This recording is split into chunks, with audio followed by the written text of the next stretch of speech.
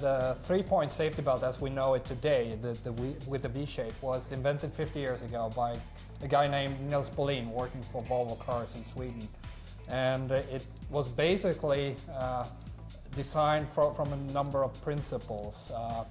Looking at real-world accidents, realizing that a lot of fatalities, injuries occurred, they needed to find a good way to restrain occupants, better than what was available at that time.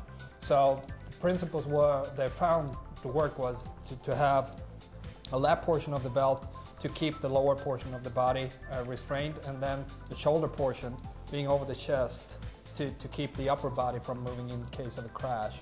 Also, the low anchor points were important to keep a good belt fit during the crash event. And another very important principle as well was that it should be easy to use. So you should be able to put it on and also take it off just using one hand. It took quite some time actually to get it out there to the public. There was a lot of work done both to show with the crash tests the effectiveness of the technology.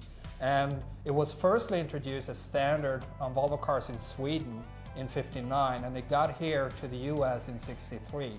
So there was some time to convince both authorities and the general public as to the benefit of this technology.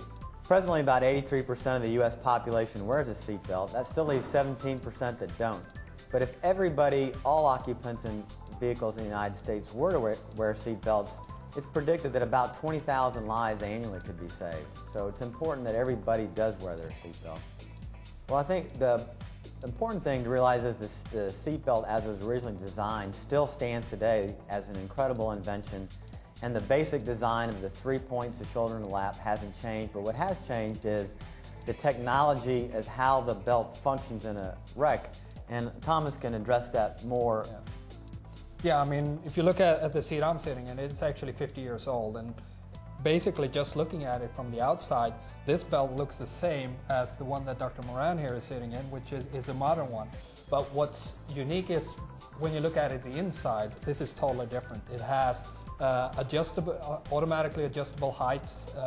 It's retractable.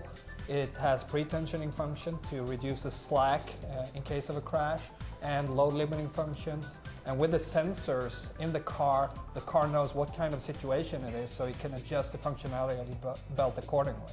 So a lot has happened during the past 50 years, and there is more to come as well as we look forward.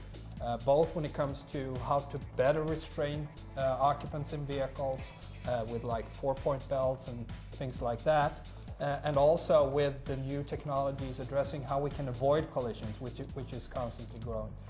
You can go to www.volvo.us.com. There's a lot of information on safety technology and safety features.